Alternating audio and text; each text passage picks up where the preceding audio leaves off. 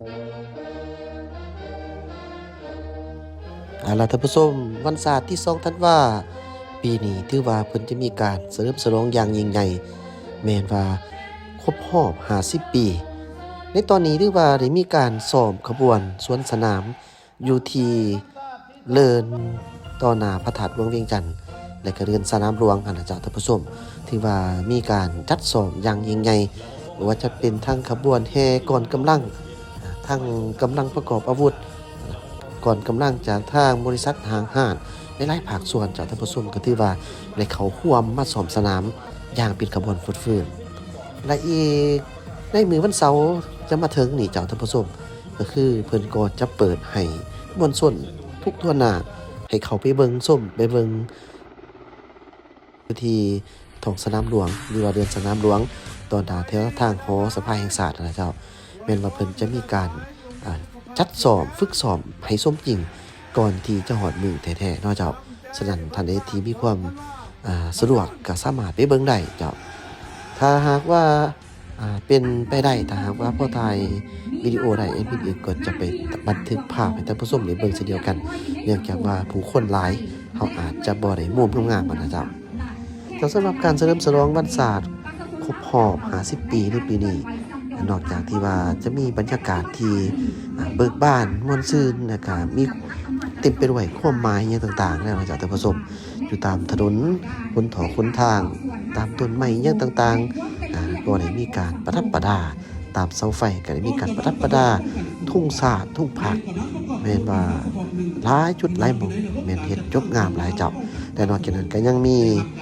วงเวียนอย่างต่างๆเป็นก็ได้มีการปลูกดอกไม้ใส่อย่างจบงามฉะนั้นเฮาก็จะได้เห็นได้นอกจากท่านผู้ชมเจ้าสำหรับถ่ายคลิปนี้ก็จะมีการบินโดรนอย่างสวยงามเจ้าท่านผู้ชมอย่าลืมเบิ่งให้จบด้วยเจ้าระดับสากลให้มีความปลอดภัยหอบด้านก็กำลังกองบัญชาการป้องกันเคลื่อนที่แมนมีต้นกำเนิดมาจากกอง208หรือกองบัญชาการ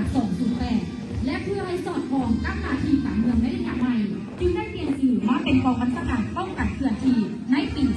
2007กองบัญชาการป้องกันเคลื่อนที่แมนเราวงวิสาสะพรหนึ่งของกระทรวงป้องกันความสงบมีหน้าที่เป็นเสนาธิการในการค้นคว้าวางแผนการสกัดกั้นและเป็นกำลังประจำการเตรียมพร้อมสู้รบตลอด24ชั่วโมงเพื่อแก้ไขสภาพประกอบการในโทษอยู่ในสังคมที่อาจจะเกิดขึ้นในทุกกรณีให้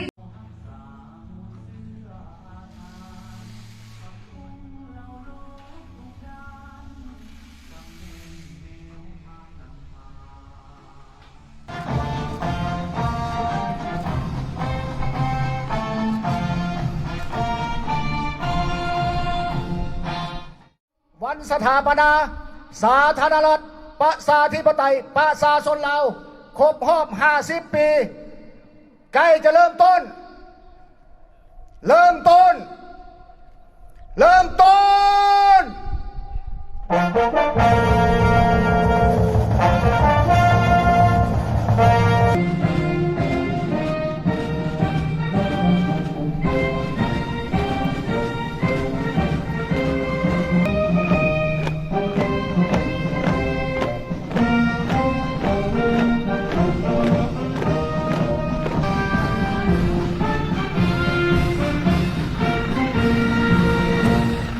ปฏิบัติที่นี้แบบแผนทันสมัยสมเกียรติเป็นกองทัพวิรชนของชาติลาววิรชนอย่างแท้จริงเราพบทหารอากาศกองทัพประชาชนลาวมีบทบาทสำคัญในการเกี่ยวข้องปกป้องรักษาเขตด้านนอกของชาติและช่วยหนุนให้ทหารภาคในเวลาสู่รบทำการประกาศสร้างตั้งขึ้นในเดือนมีนาคม1969ที่บนดินแดนเสียงกวางวิรชนในยามสงครามเป็นยิงเราย่ำใดก็ได้เคียงปากเคียงไหลกับเพศสายประกอบส่วนเป็นทานล่าของร้อนลำเลี้ยงผสมเสบียงอาหารยุคกระสุนต่อสู้นากองนางไฟเพชรหญิงได้สร้างกิจกรรมมารับเรื่องในแก่ประเทศชาติ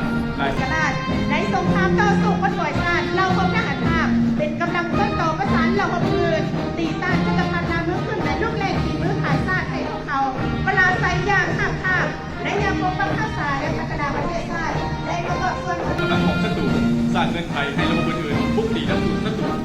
ย่างพินาศฐานด้านการซื้อสินไซเดนเอาเคลื่อนไหวสกัดกั้นและกวดล่างกลุ่มคนบุรีขี่รีสอร์ทอยู่ตามสภาปาดุเขตพุทธกันดารแทรกซึมเข้าในทุกกฎเกณฑ์งานนี้ไหวทีมปฏิสร้างสอบ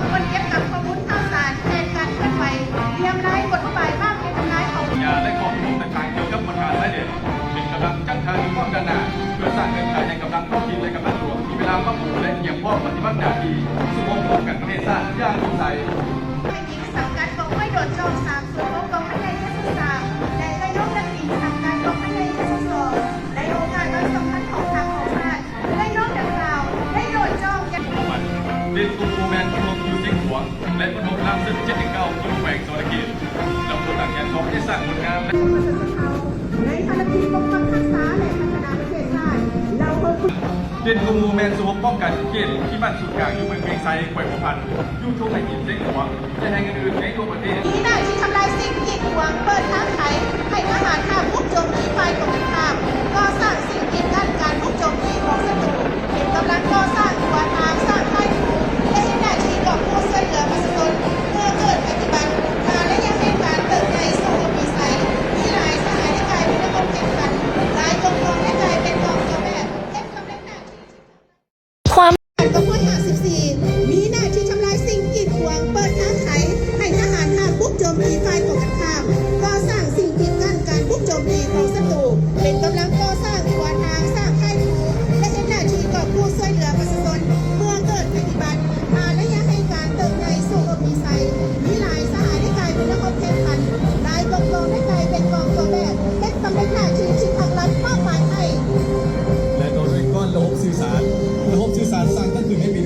1954เป็นกำลังติดต่อประสานงานระหว่างองค์กรระบบต่างๆในเวลาเกี่ยวข้องสมบขับไส้สุบและติดต่อประสานงานระหว่างแนวหน้าแนวหลังผู้บัญชาการและองค์กรท้องถิ่นในยามสงครามก็คือยามสันติภาพระบบสื่อสารมีบทบาทสำคัญนำเอามติคำสั่งของกันถึงไปฮอดไปถึงพนักงานนักบุกทุกๆคน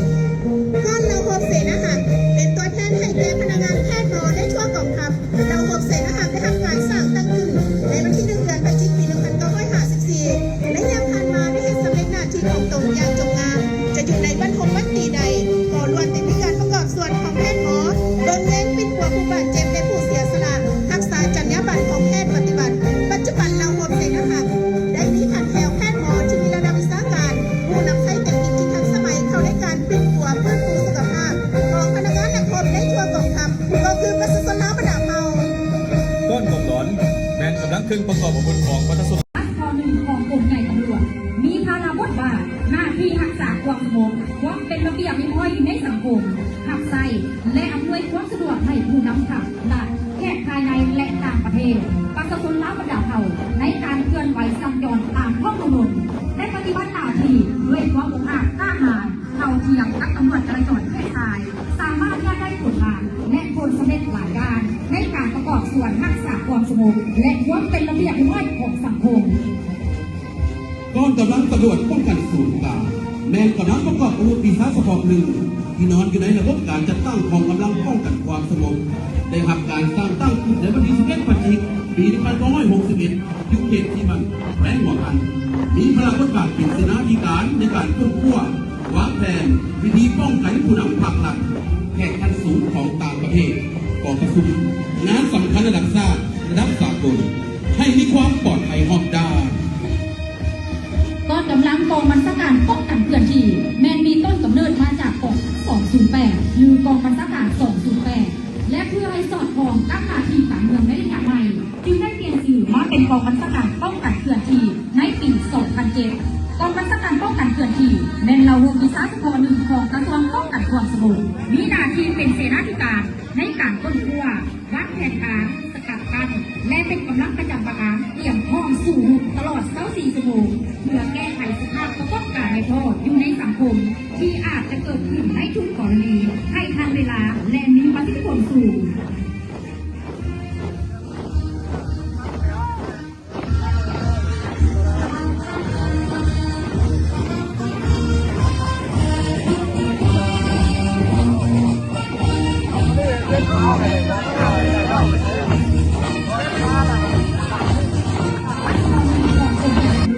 มีภาระบทบาทหน้าที่รักษาความสงบความเป็นระเบียบเรียบร้อยในสังคมขับไส่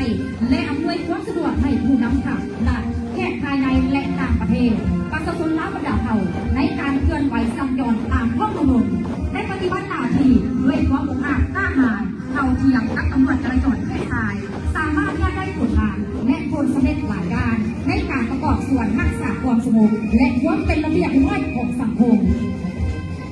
กองกำลังตำรวจป้องกันศูนย์กลางแ แมนกำลังประกอบอาวุธปีศาจเฉพาะหนึ่งที่นอนอยู่ในระบบการจัดตั้งของกำลังป้องกันความสงบได้รับการสร้างตั้งขึ้นในวันที่11 พฤศจิกายน ปี1961 ยุคเขตที่มันแรงหัวกัน มีพลังบทบาทเป็นเสนาธิการในการค้นคว้า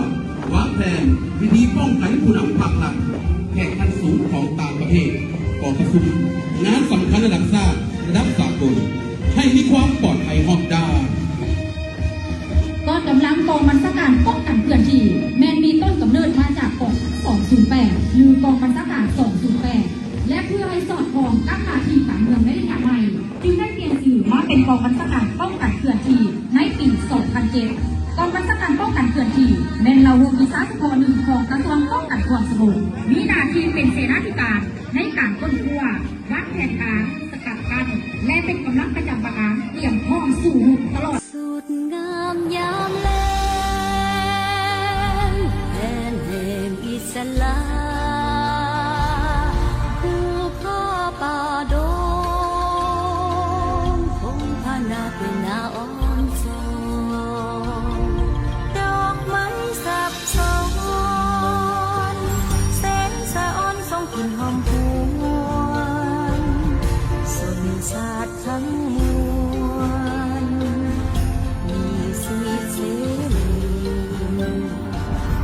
ความสามัคคีเป็นพี่น้องเดียวต่อสู้เป็นเดียวสร้างชีวิตใหม่เมฆมืดผ่านไปสีสดใสเข้ามาแทนที่ดินแดนแห่งนี้สู้ที่ลำคาเลือดนักโลกในท่าแดงทั่วแห่งโลกเสียสละสู้สนอาแพ้ไปดีเก็บปกปล่อยนี้จะหักษาศักดิ์ศรี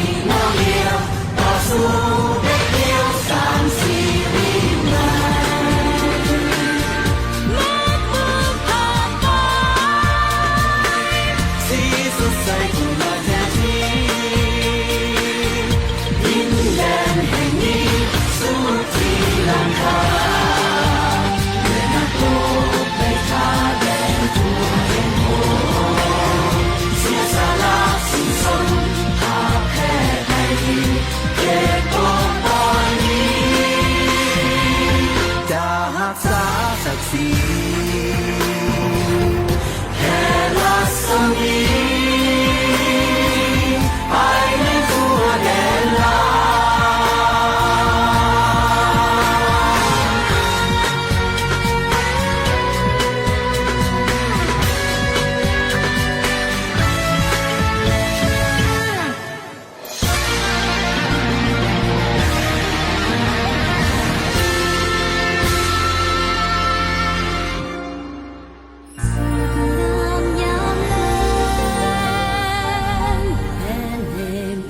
ลา